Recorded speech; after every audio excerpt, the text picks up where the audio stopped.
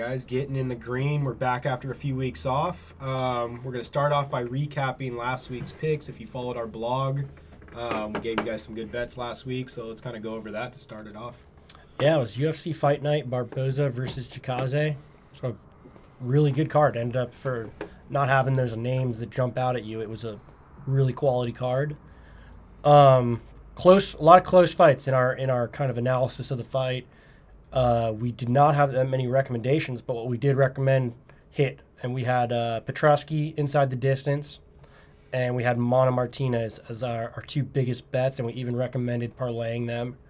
Both hit, had a nice return. Petrosky got a third-round finish, so it was a little we were sweating a little bit. And then even Mana Martinez was in a closer affair than we thought it was going to be. However, you know, the split decision did surprise us a little bit. We thought it was pretty clear, 29-28, but all worked out for us. Yeah, that was a little dicey to start the night. Dicey. I don't know what the ref saw there for Canetti, but also want to point out, we definitely both picked Petrosky by submission, but ended up saying to bet inside the distance, just to kind of keep it a little more broad, and got lucky there because he did finish it with elbows. Yeah, maybe our best bet of the night might have been us not betting, was that I feel like you and me versus the general public were a little scared of Murdov. Yeah. Because we thought Mershart was a live dog to possibly get that submission.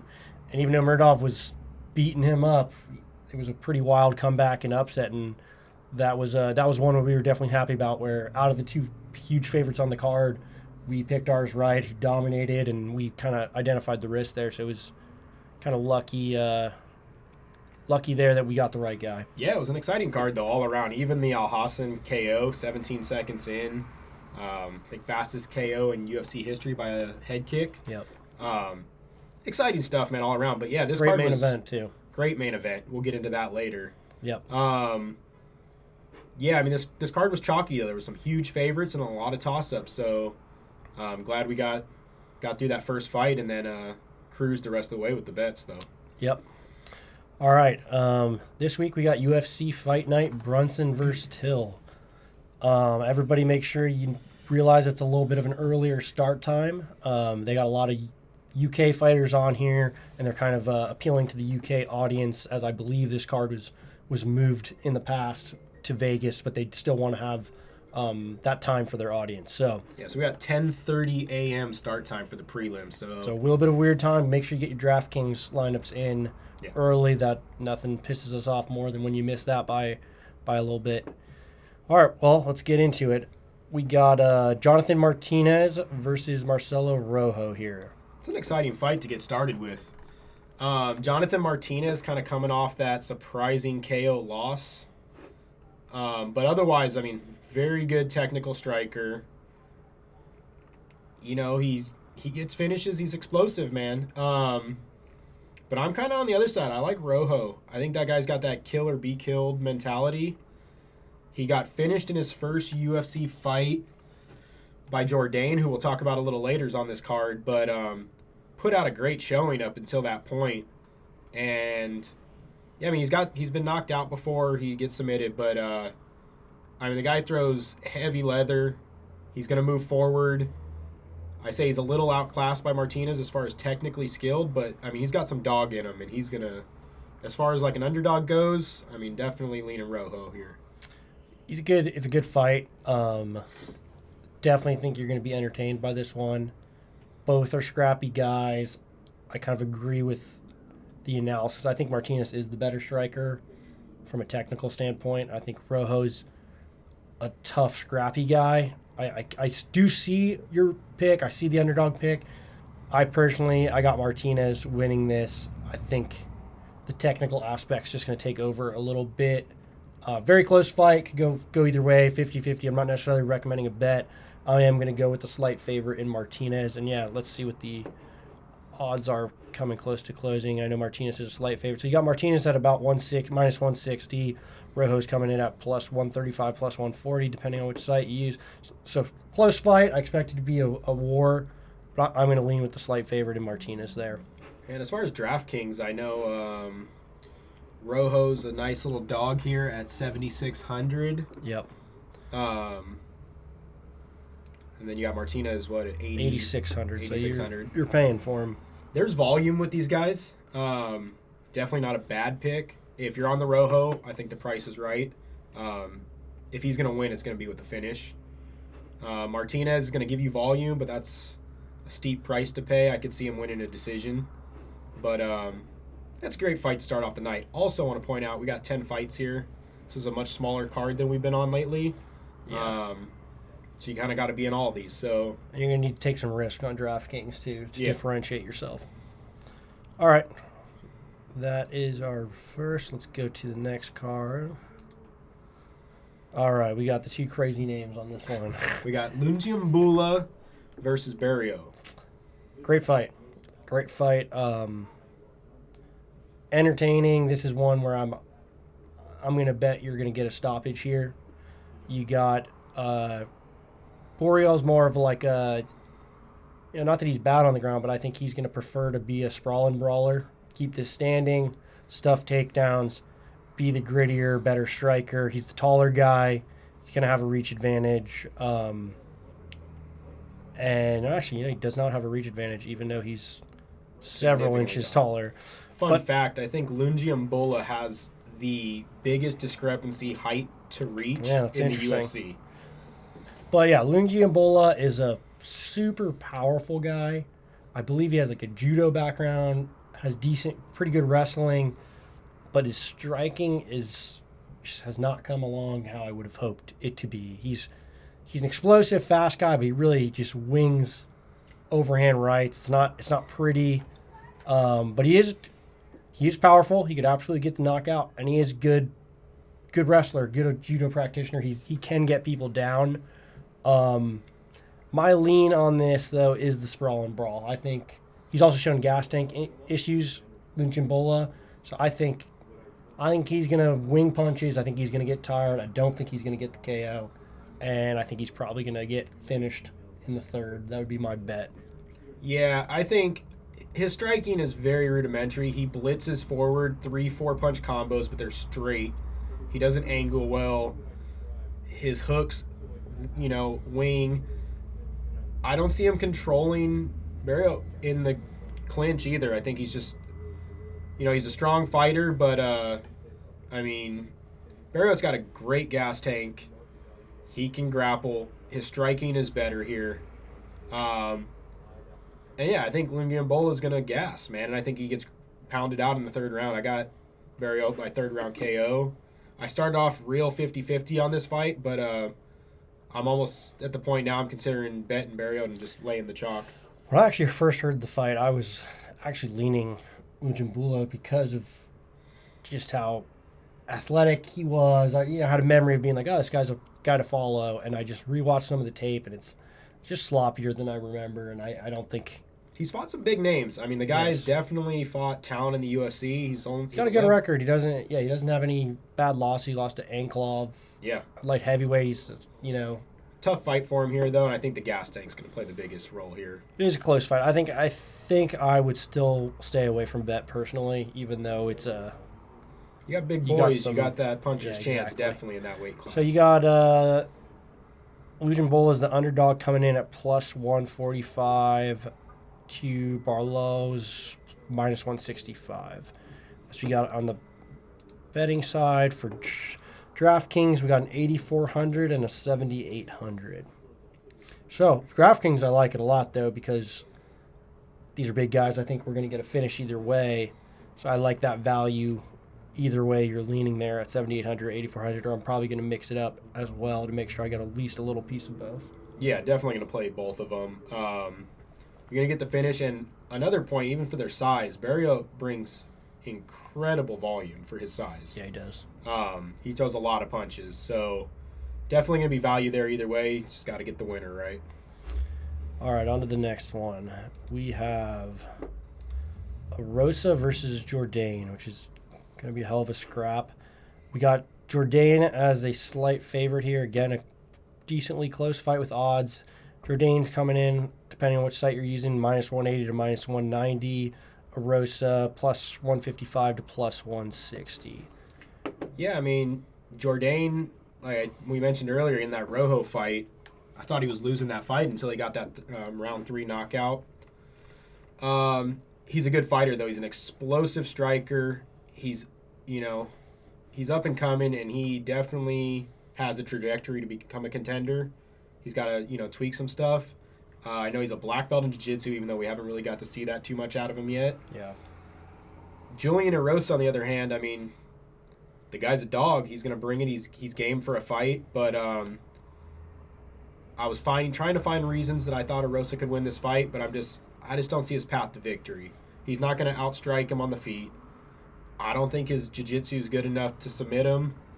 I don't think he's going to be able to take him down either. He's got a suspect chin. I could definitely see him, getting caught at some point. This is going to be a high-paced fight, and I mean, Jourdain will win the decision, but I think Jourdain could also put him out here. I like Erosa as a fighter. I really do. He throws volume. He is competitive. He's a dog.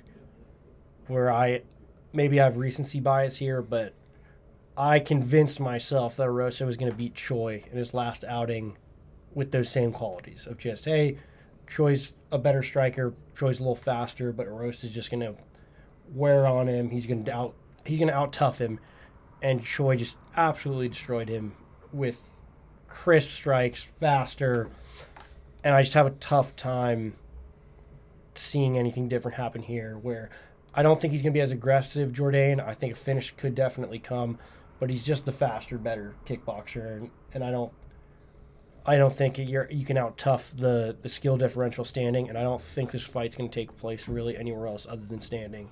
So I have pretty comfortable pick with Jourdain, and I think I'd recommend a bet here.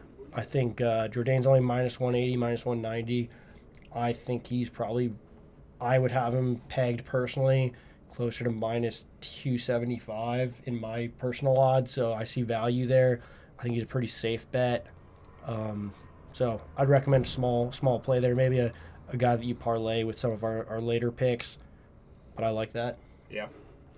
DraftKings, on the other hand, DraftKings is a little different, I think.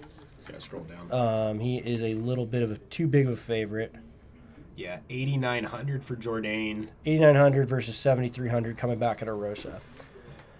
It's a tough one. If you think Jourdain's going to get the finish, then he might be worth it at 8,900. I have seen some Jourdain fights where he's kind of content to stay on the outside, doesn't throw as much volume as you'd hope, and is not the greatest DraftKings scorer, the way the rubrics are for them scoring. So I'm definitely playing a couple of him. He's not my must play as an expensive 8,900. On the other end, as much as Erosa's enticing at 7,300, I'll play a couple, but I think I'm staying away with him. I just don't know if I see him winning this fight. Yeah, I mean, I'll probably have one Erosa card just because you don't ever want to get caught without the guy. But as far as Jourdain goes at his price, I mean, if you think he's definitely live for a highlight KO here, and if he gets it, he'll make value. If not, he's not going to hit value. Yeah, exactly. For as much of an exciting striker as he doesn't throw volume. He throws heavy leather when he does throw some cool flying knees and stuff, but those don't score well on DraftKings, and Plus, I don't see this going to the ground. Yeah.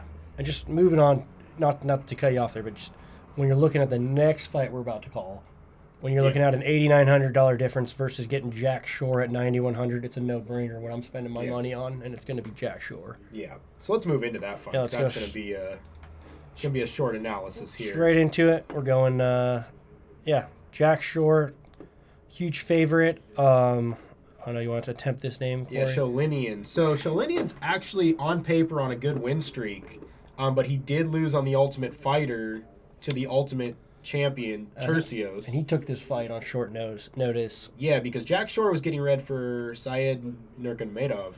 Yes, originally. Then it got changed to somebody else. Yes. And now Sholinian's taking it on like a week's notice just because he was around. He is completely outclassed in this fight. You got Jack Shore all the way up at minus 500 to 550. Yeah, I believe he opened at minus 230, and the price just ran. Mm-hmm. There's levels to this, and Sholinian has okay grappling and okay striking. Jack Shore is the better striker, the better grappler, and the better jiu-jitsu practitioner. And I think just beyond maybe like the late noticing, if you haven't watched Jack Shore is the real deal. This is oh yeah, this guy's a real prospect here. This guy's a real prospect and probably like a real contender to come in the near future. He's a guy that's just pretty sure he's a guy, if I remember correctly, it's like his dad's coaching him. He's one of those guys where this guy doesn't come from this background or this background. This guy's been training MMA his whole life. This is a guy who has great striking. He has incredible grappling. He's got great wrestling. This is a guy who's been training and preparing for MMA. Yeah, I think it's called Shore MMA where he trains out of. And yeah, I mean, for somebody with his jiu-jitsu is unbelievable, and he's got the striking though to back it up. He's not out of the water striker on his feet. His striking's great. Hunter Azure pushed him to the limits. We saw with that, he had his gas tank checked. He was in a dogfight, and he looked great in that fight. Yeah, he did. I mean, he's very chalky at minus 500 here, but I believe if you want to get a parlay, Jack Shore inside the distance. Yes, but Shore wins inside the distance. We're getting at minus 105 to minus 120. I'd pound that line, to be honest with you. We might be looking at a max bet here, guys, because if he doesn't cinch up the submission in the first round, it'll show itself in the second. Yeah, I think Shore is going to easily win this fight. I expect an easy finish. We're going to pound that line. I'll take some of Jack Shore straight up, and for my parlays, I may not risk inside the distance with some of my parlays, but as a straight bet, I like that a lot, and that probably be the biggest bet on the card for me. Yeah, definitely. And also, 9,100, he's the most expensive fighter on DraftKings. But he's worth the money. But he's worth the money. If you want to talk safe bets, and that's what we're always looking for when we start talking 9,000 on DraftKings. Yep. This guy won. He scores. Mm-hmm. He scores real good. I don't see this thing going 15 minutes.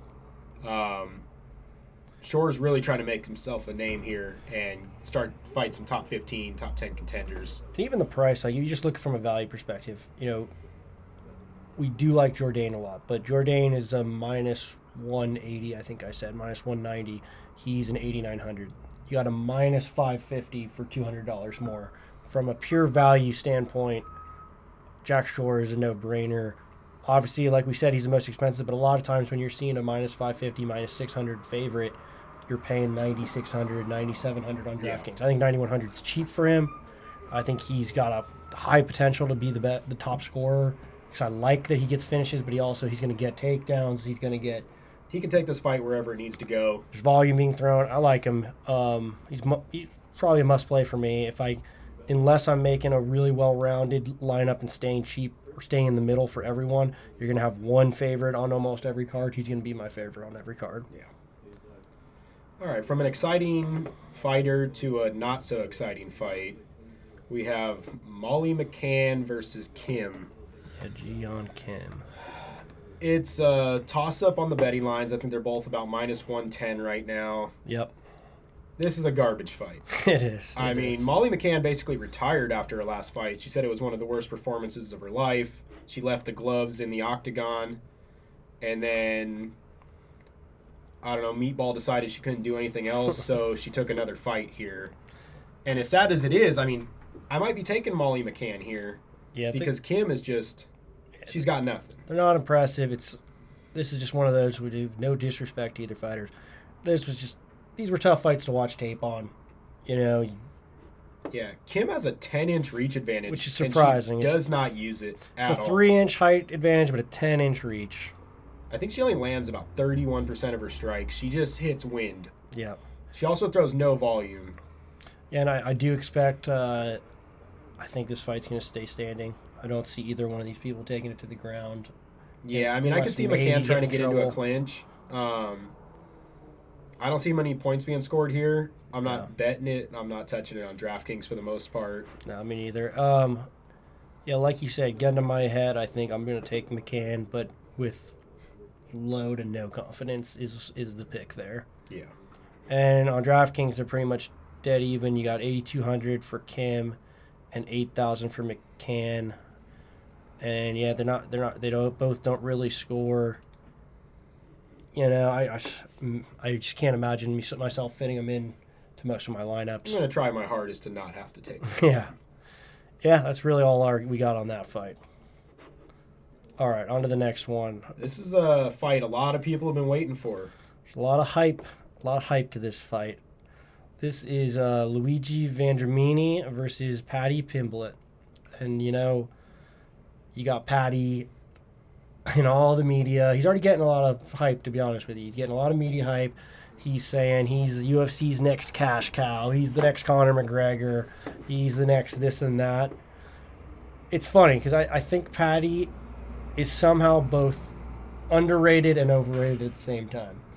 I think you got people that are kind of on the train that are overrating a guy who really hasn't done much in the sport, hasn't done much, if anything, in the UFC, and is kind of getting his feet wet. And then you got the haters that are kind of like, this guy's terrible, and it's like, yeah, he's got a legitimate skill set, but they didn't do him any favors. I think Vendramini is an underrated guy. I think it's gonna be a close fight. Vendramini is a powerful striker. I wouldn't necessarily call him technical, but he's got decent hands. He's a threat standing. He's throwing power. He's a legit black belt on the ground. He mixes his stuff up well. He's got KO power. He's a tough opponent. Paddy, on the other hand, is actually a great jiu-jitsu practitioner, has really high-level submissions, has looked really great there. His stand-up is good. It's okay. He kind of touts it more than maybe what he's shown yet, but it's not bad. I could see him winning striking. It's a tough fight. You got the odds have Paddy minus 150 to Vendramini's plus 125, and I think that's saying something considering kind of the hype that's coming in and assuming where the money's gone. It's a 50-50 fight. It's a toss-up fight. Yeah, I'm leaning Vendramini here. And, look, I was leaning Vendramini in his last fight against Ziam. We were at that fight. Thought he won a 29-28, no problem. We start to walk up to go grab some beers, and he loses a majority decision. Yeah. Look, the guy throws leather. I think Paddy Pimblett's riding his own hype train here. He's turned down the UFC 2 earlier times, said he wasn't ready. Yeah. You look, the competition he's fighting is not great. He's lost his last 2 title fights in that league. So when he's fighting the best over there, he's losing. I'm not saying Vendramini's the best, but Vendramini's a black belt in jiu-jitsu. He's strong. Paddy says he's got great striking. He thinks he can knock this guy out. I'd have to see it first.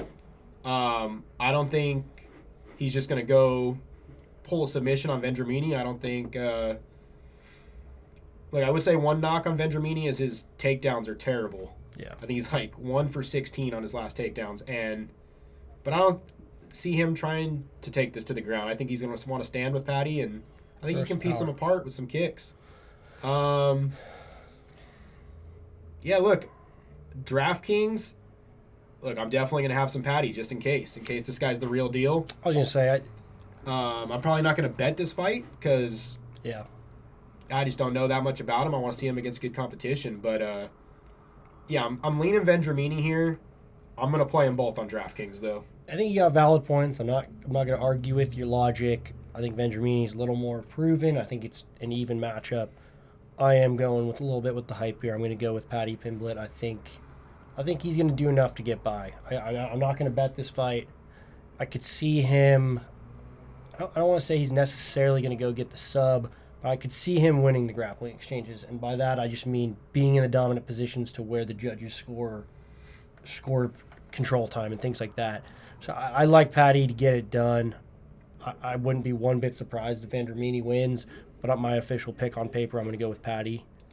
Yeah, if DraftKings, it's a good play. I actually think it's a good fight. I think either way it goes down, I think there will be action. I can't imagine it being slow like Vendramini's last fight. I got Pimblett 8,300. I like that play, and Vendramini at 7,900. I'm going to play them both, mix it up. I'll probably play a little bit harder, heavier on Paddy, but I like the odds for that fight considering prices are volume. Good. I mean, if you follow Paddy Pimblett too, I mean, he's claiming anything besides a first-round finish would be a complete disappointment to him. So, he really does want to be that cash cow, and I think he's going to go for it, man. I think he's too. So if you want to touch one way or another, that's it. It might be that kill or be killed. Yeah. But they're not going to sit there and try and piece each other from distance. This is going to be action from the jump, and yeah, I mean, I would play this fight both ways on DraftKings, definitely. All right, next fight. We got Bukauskas versus Roundtree. Some big boys that throw hard. Roundtree, a little bit surprising to me, coming in as the underdog at plus 125, and Bukauskas was a minus 150. Yeah, as much as I want to say, like, to me, this fight has nothing to do with Bukauskas. You know what you're going to get from that guy. Good, decent striking, good grappling. He's very consistent. This fight comes down to what Khalil Roundtree are we going to see, though? Are we going to see the motivated, dominant Khalil Roundtree we saw against Enders? Or are we going to kind of see this shell of himself that comes out Every once in a 2 while. out of every 3 fights? Yeah. He's just inconsistent, man. But Khalil Roundtree at his best is going to dominate this fight. That's what I have. Even with his inconsistencies, ultimately you got a guy in Roundtree who's a Muay Thai guy. He's actually literally moved to Thailand, spent a lot of time, has a Muay Thai style. And Bukauskas is a kickboxer at heart. He's well-rounded, but he's a kickboxer. No reason for me to believe this doesn't stay standing. And I just think Roundtree's too explosive and too powerful, and I see him getting the finish. Obviously, we're talking about big guys in the light heavyweight division. I personally, with the inconsistencies, I'm staying away from a bet. If I am going to bet it, I'd go inside the distance. What do we got on odds for that? That's not a terrible bet, but I do think there's a lot of unpredictability with this fight. We got fight doesn't go the distance minus 250. Yeah, Not bad value, mean, but I don't know if I'd play that one. I'm probably staying away from a bet. DraftKings, though, I'm all over this fight, and I'm all over Roundtree. Roundtree you can get at 7,700. Bukauskas can get at 8,500. I love this for scoring, and I personally think Roundtree's going to win. So Roundtree is going to be my underdog pick of the night for DraftKings. I'm going to be playing him heavily, and I think he will be on the perfect card if he wins. And you can fit him in no problem at 7,700. Yeah, I mean, look, if he can get that low calf kick going early, he'll chop down Bukauskas and he'll run through him. Yep. I said, if we get this shell of him where he's not throwing, he's not aggressive, I'm a little worried about this fight. If I'm playing it, I'm playing Roundtree. I'll probably have a little Bukauskas. I'm going to try and have some cards without this fight, though. Just, I could see this going just as a slow-paced, kind of feel each other out thing. But, like, Roundtree's explosive, man. And if he's throwing his kicks and he's got his little bounce going in his step, yeah, I mean, I don't see him as an underdog. This is a 50-50 fight to me, just based on what Roundtree we're going to get, but I like this. I like this for DraftKings. Like you said, I'm already impartial to, like, if I have an even fight, I play bigger guys. Yeah. There's just such a more likelihood of damage being done and finishes coming. And I think I don't disagree with you. Like, I think Roundtree's the better play and the more likely one to get finished. But even Bukauskas, I think he could get the finish the other way around too. it's going to be it's going to be an exciting fight, though, either way. Yep. All right, on to the next one, which is probably the fight that I have swayed on the most, and it's going to be Alex Morono versus David Zawada. Close fight, good fight. Morono's coming off his big finish of Cerrone on short notice. That was the biggest win of his career, really. Looked fantastic. His hands looked sharp. I know Cerrone is a shell of what he once was, but it was an impressive win nonetheless. Zawada's had an up and down UFC career. He's flashed potential, but he's also, he's got some losses to guys that, if you want to really move up the division, he hasn't been able to get over that hump and beat him. Odds are pretty straight on here. Morono's a minus 140. Zawada's a plus 120. What do you think, Corey? What do you got on this one? Man, it's a tough fight, man. I think I'm leaning Morono.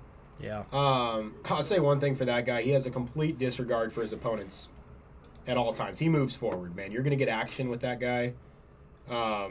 He throws volume and he comes forward. I mean, just looking right here, I think we're getting like 5 significant strikes per minute versus 3.2 versus Zawada.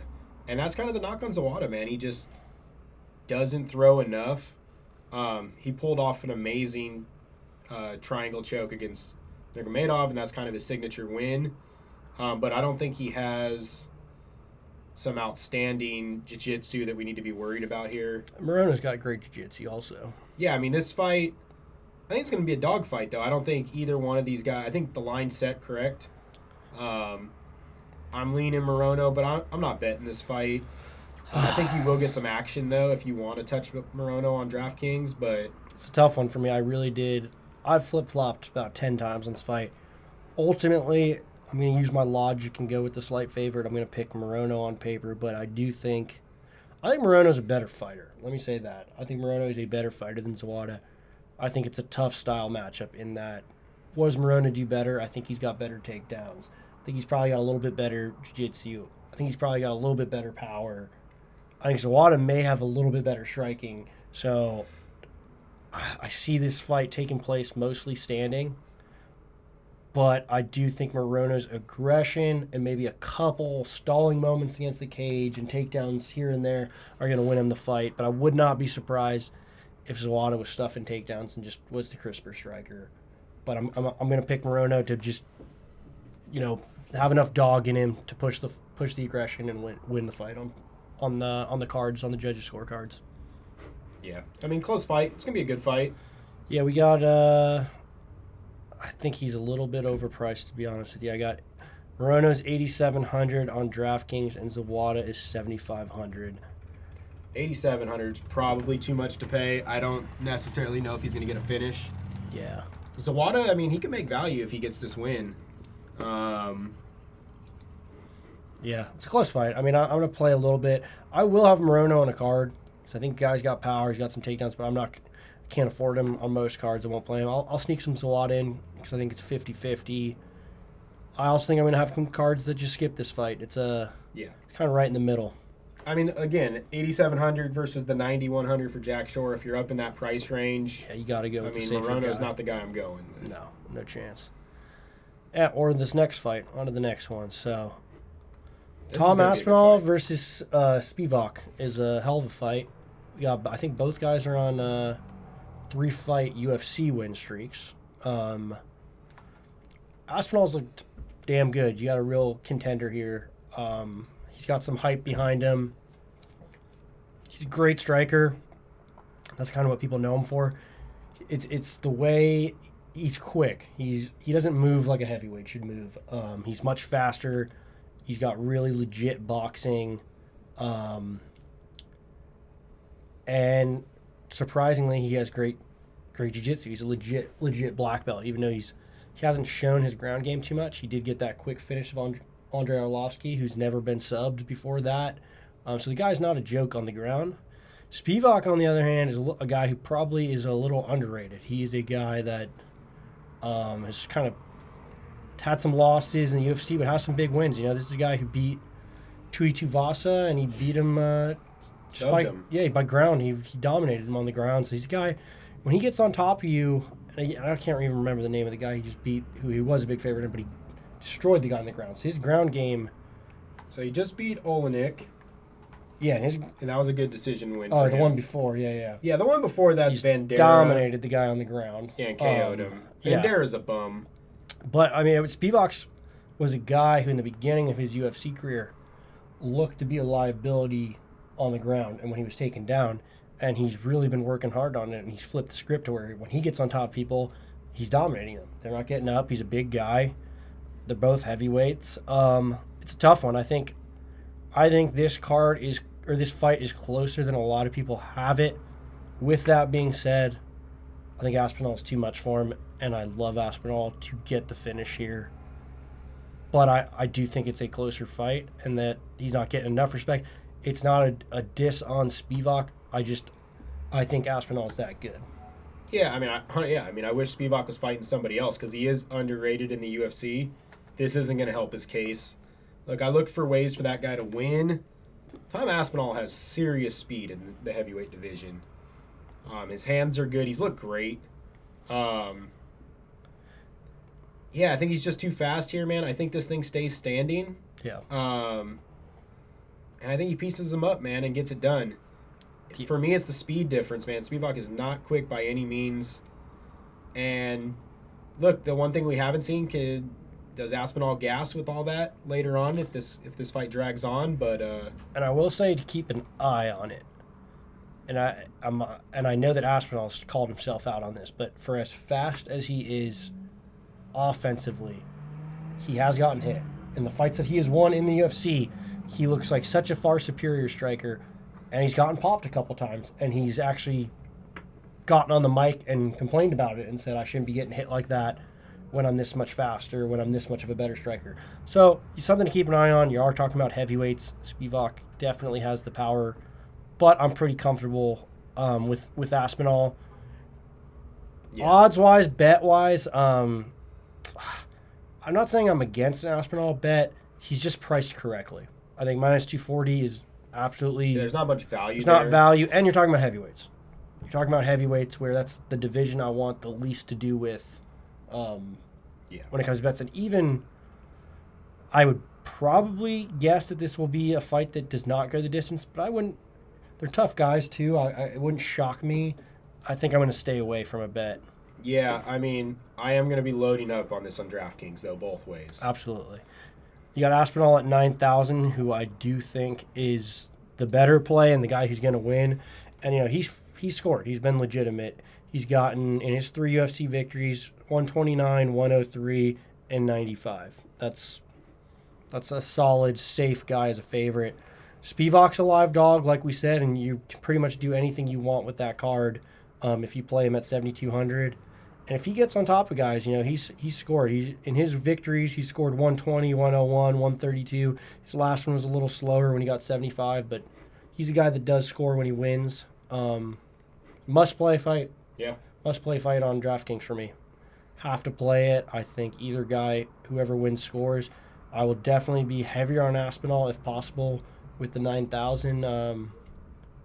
But yeah, I like him. With that being said, I still think from our argument earlier, Shore is still the guy you want at that price range, just because of the difference in the likelihood of him winning plus scoring the same. Yeah, I mean, he's got the same potential for a finish. And Spivak is such a more of a live dog than the guy who's fighting Shore. Yeah. Yes. Yeah, I mean, look, I'm going to try and, look, if you can get cards with Short and Aspinall and then sprinkle in some dogs, that might be the way to go. Yep. Like, if you're up there and you can only afford one of them, yeah, I'm going Short. Yeah. Definitely have some Aspinall cards, but, I mean, especially, in a cash tournament, I'm going Shore all day, man. He's safe. He's going to score. Yeah, me too. You don't want those guys against live dogs because you take a loss there, and that's a big hit to you. Exactly. All right, main event time. Main event, I'm pretty excited about this. You got Derek Brunson versus Darren Till. Great fight. Two entertaining fighters in general. Just Darren Till's just as entertaining, not in the cage as he is inside the cage. He always brings a lot of hype.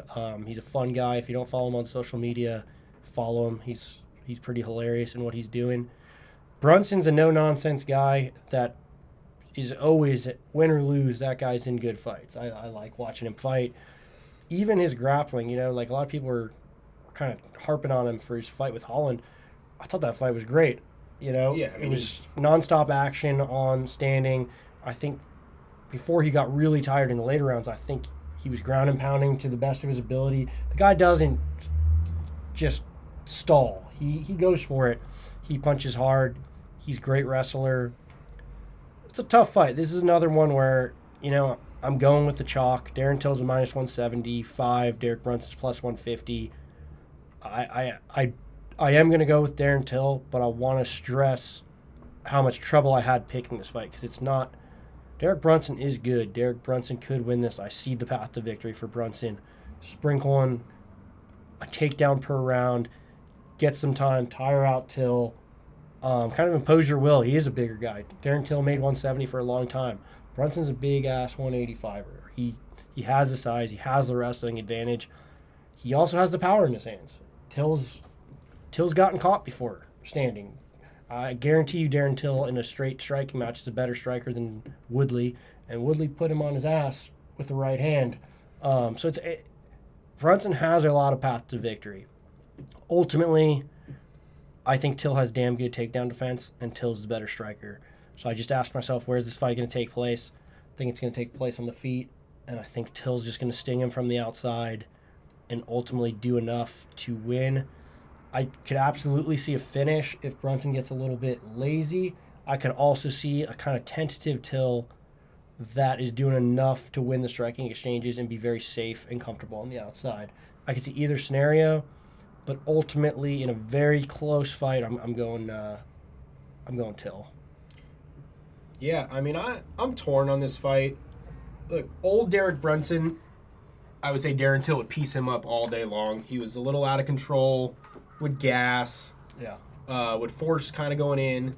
But since he switched over to Sanford MMA, he's fighting smart, man. And people are knocking him because maybe it's not the most exciting thing to watch.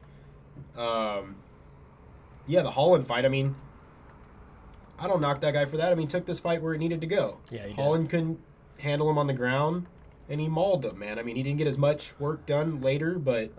Yeah, and that Holland fight actually told me a lot about my prediction in this fight. Obviously, Brunson looked great in that fight. What I did stand out to me, though, was Holland, even in the brief periods we're standing, was catching him.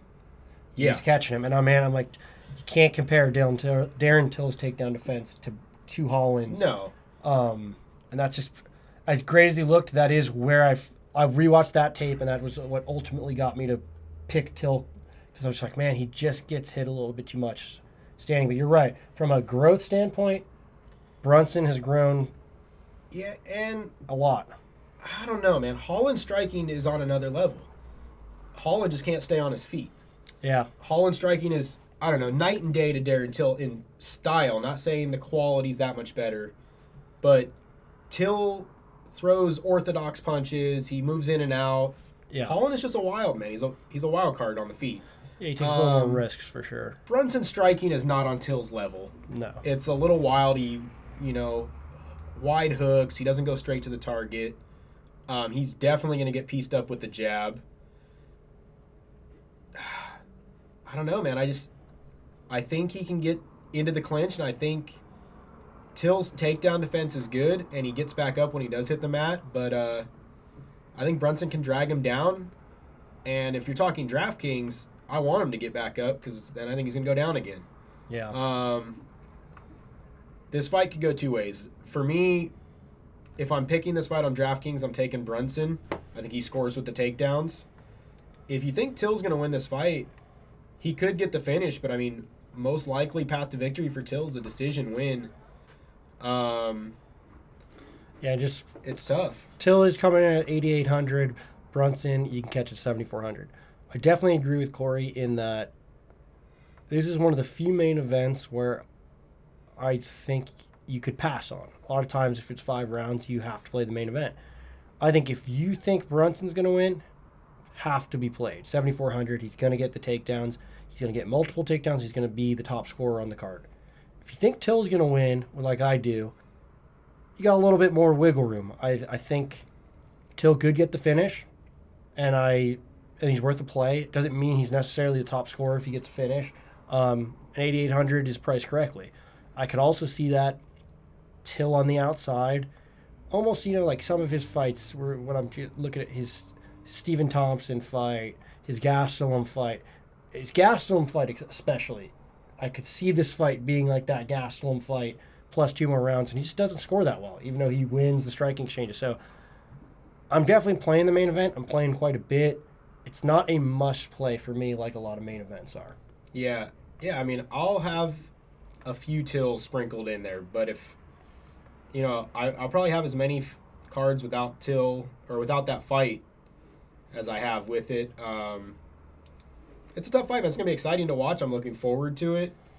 I'm probably not laying a bet down on it, and I'm gonna be kind of light on DraftKings. So I do think Till has damn good cardio too. Not like he's known for it, but I think I think I could see Brunson very fresh, full of energy, winning round 1 and getting those takedowns. Unlike in a lot of wrestlers' game plans where the takedowns get easier, these might get harder. I think they're going to get harder as Brunson gets a little more tired, and I think he's going to work really hard for takedown, which he's going to get.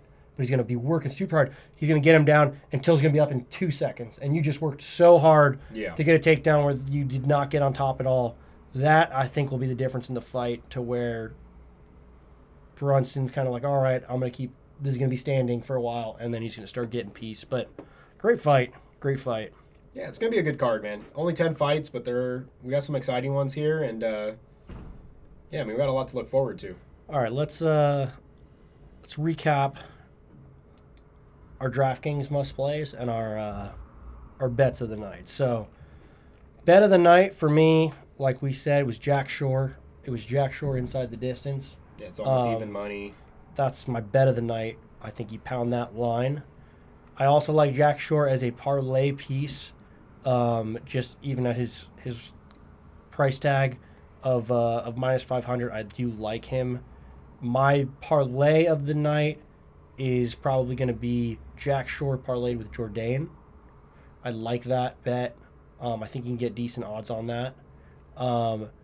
Jourdain, I do like straight up. I would play that bet, not necessarily to the same confidence that I'm playing Jack Shore, but I like that as a straight up bet. And really, for me, that's going to be my main bets that I'm going to actually pound the lines on. I can see you betting the heavyweight co-main Aspinall, Spivak. I could see you betting Aspinall, or I could see you betting the fight doesn't go the distance. Same goes for Roundtree, Bukauskas, but again, that's going to be based on your feel. That's not necessarily a recommendation I have. I see the value in that bet, but I'm not necessarily making it. Yeah, I mean, I'm with you. The Shore, honestly, going max bet on Shore inside the distance.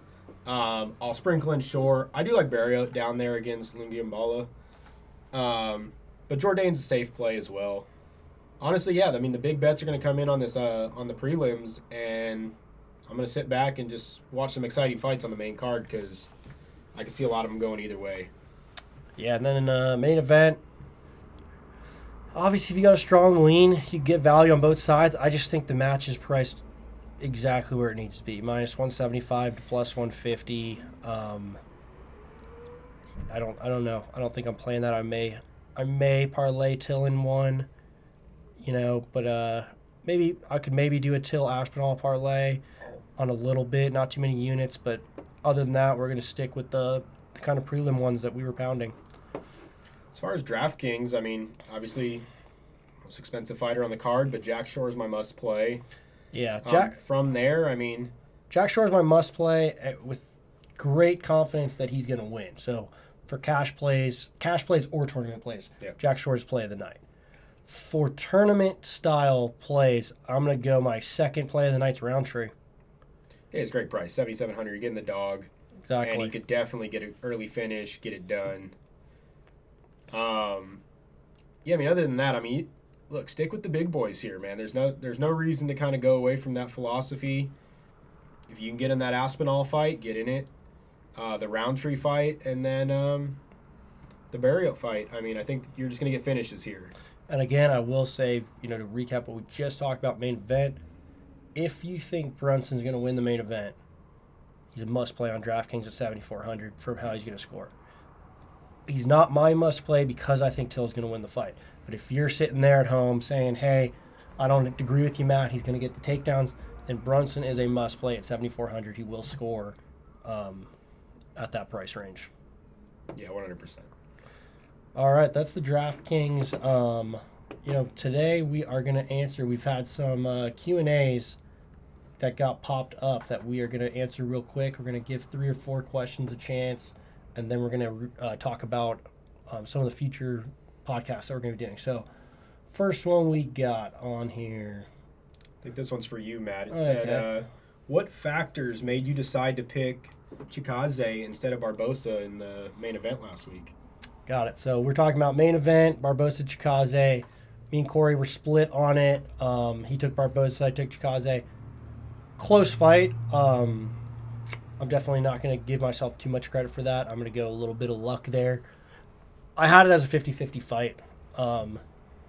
The way I had it, which I was not disagreeing with Corey's logic, was on paper, I saw why Barboza was the favorite. Barboza had the better resume. He had much more proven wins. His losses were very legit onto who he fought with. They were 155. it was just a style matchup for me. It was, this fight's going to stay standing. Barboza's been in quite a few wars.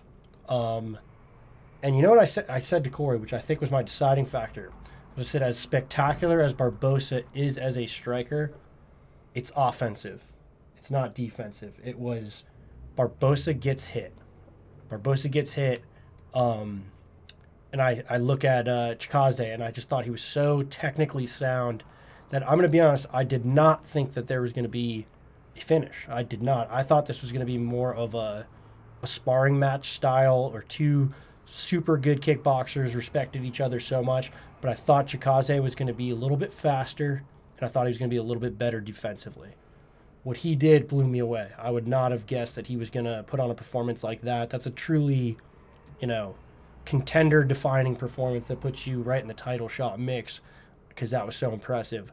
But yeah, I think it came down to me. It was I kind of followed my gut on that one and went, even though Chikadze is a little bit less proven, the style matchup I liked for him, and the defensive speed was what made the difference for my pick personally on that one. Yeah, I mean, I was shocked. Not at the result, because I definitely saw that fight going either way. He was so much faster than Barboza. And, I mean, his one knock was volume, and he threw crazy volume in that fight. And his leg kicks are just, unmatched. Yeah, I mean, it was only about 2 minutes into that fight I realized this thing was over. Yeah. But it was only a matter of time. It was just one of those weird ones. When you look at back, totally different styles, but, when you look back at some of Barboza's fights, it was, the guy's been knocked out by Jamie Varner. The guy got KO'd in round 1 by Justin Gaethje. And that's not a diss to Gaethje or to Varner, but it was just, on paper, neither of those guys are better strikers than Barboza in terms of technical ability. Yeah. It was that the guy just gets hit sometimes, Yeah, that was an exciting fight, though. It was Great great. fight. Yeah, so let's move on to the next question here. What strategy do you guys use in Draftkings tournaments? Okay. It depends on that question. I'm gonna kind of answer it in two ways. If he's talking about our general DraftKings strategies, it varies. So we do tournaments, which is where, we're going for the ideal perfect lineup. And we do cash tournaments, which is basically 50-50s. So very different strategies in those two. And I'm not sure if the person who asked that question knew kind of the difference between those two, or if he was specifically referring to our tournaments. So in tournaments, let me give you an example for this card that we're doing right now. Roundtree is a guy who is way less enticing to me in a 50-50, because I don't know for sure if he's going to win that fight. I feel like he's going to win that fight, but for a tournament, he's a must-play for me, because if he wins, he's going to be one of the highest scorers. He's got great value at 7,700, and if he loses, whatever, it's a tournament. You're trying to win the whole thing. You're not just trying to be on a certain percentage.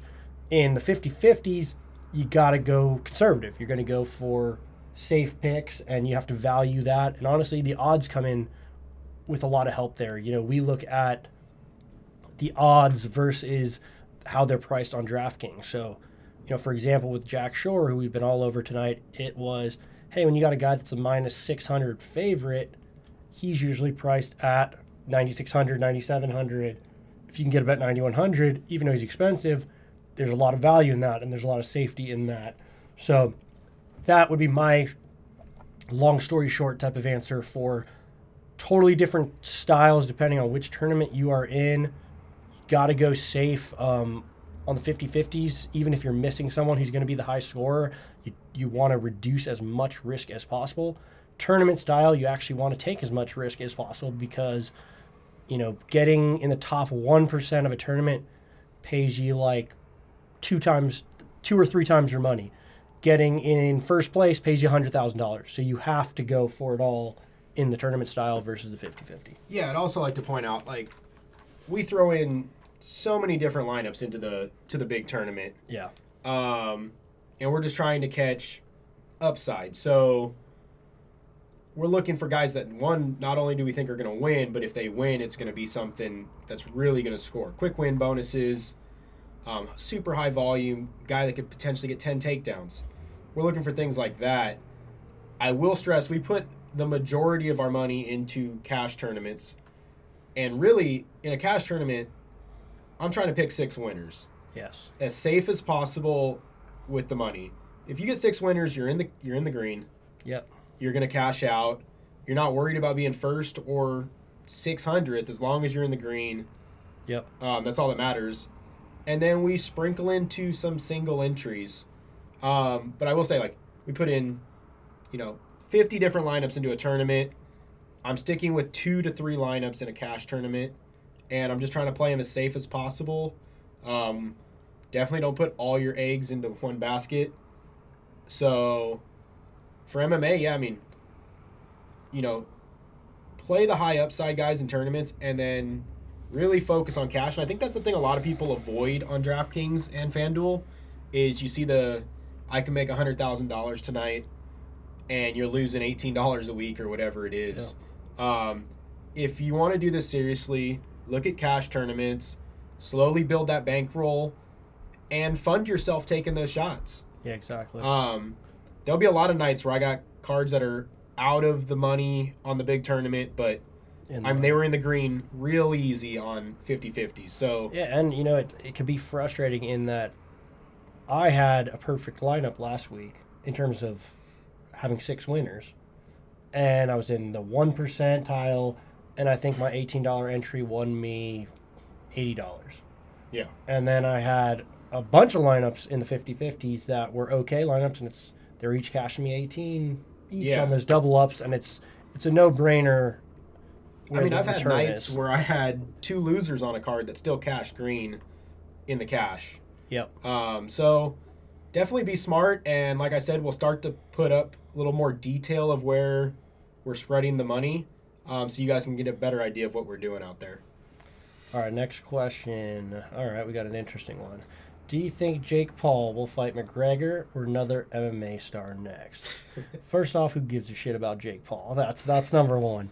Yeah. Number 2, no, he's not fighting McGregor next. I think. No, look, McGregor he did his boxing thing. He had his money grab against Mayweather. I think he will fight another MMA guy, washed up. Honestly, I think his 2 most likely fights are either going to be Tyron Woodley rematch, because there was some controversy and there's money to be made, and it's super kind of easy to both know what they got there. Or he's going to fight freaking, what's his name, Tyson Fury's stepbrother, who's looked like shit on that card. Tommy Fury. That's my guess I'm hating here, but we're already spending too much time talking about Jake Paul on this. But yeah, I think he'll take the Tommy Fury fight so he can say he fought a real boxer. Yeah, exactly. And we all know Tommy Fury's far from a real boxer. Give him credit, though. They're selling tickets and they're selling interest, and maybe sometime down the line I could see a McGregor fight happen, but definitely not next from a timeline standpoint, from a making any sense standpoint. So no for McGregor, yes for another MMA star, probably being Woodley the most likely as a rematch, or Tommy Fury. Yeah. All right, last question for today. How do you choose which favorites to bet on and which to avoid?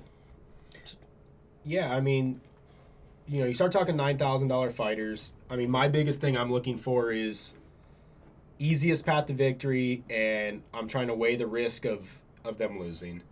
If they're fighting a live dog that can get a submission or has that, power for a knockout, probably going to stay away from it. I'm looking for the guy that I really confident in getting the win when you're talking up at the top. Now, I will say there's $9,000 fighters that are going to win for sure, and they're not going to score. Yep. And so you're definitely playing that into a factor because, like, if you pay $9K and the guy scores 85 points, I mean, you get burned even in a win. Yeah. So you're looking for upside and you're looking for safety. Yeah, so my answer to that question is pretty much what Corey said from a DraftKings perspective. DraftKings perspective, you got to be thinking about the method of victory and the scoring. If we're talking about just pure betting, there's a couple factors that I think weigh into it. A is the quality and the experience of the opponent. So I'll give you an example from last week's card. Let me pull that up real quick. I think me and Corey, prior to doing this, were very much, you had Petrosky and Murdov both were at minus 550, minus 600. And we looked at that, and we were just both so much more on Petrosky.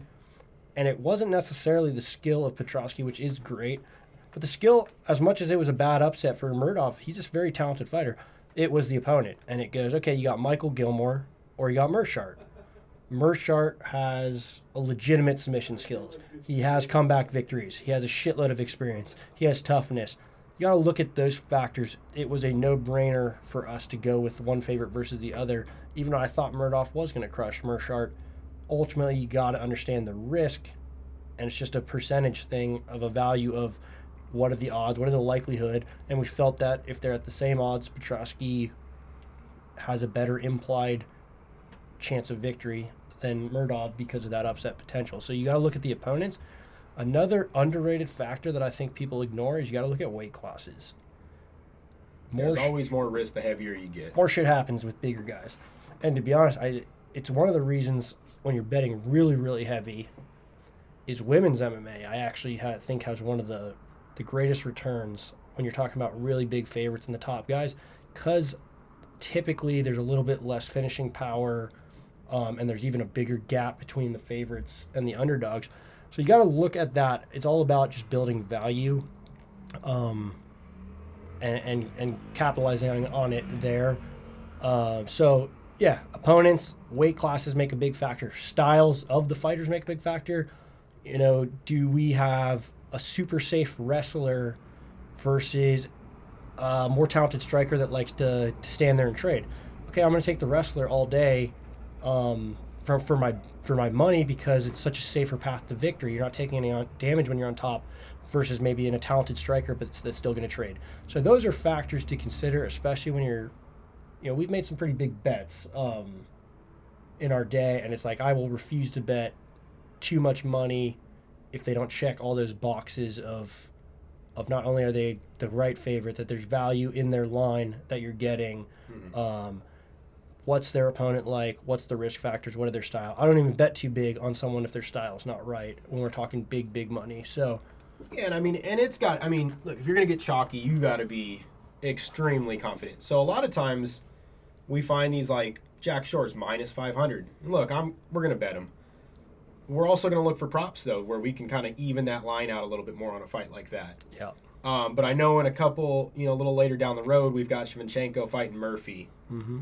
And I'll lay the chalk on Shevchenko every day, all day. Yeah. Same goes for Nunez. Like, if those chicks are fighting somebody that I have no fear of losing, it's worth a big bet. Look, I think she's like minus 1,000 or minus 1,200 already, but yeah, it's a no-brainer to me. That's like winning 2 minus 500s. Like, yeah.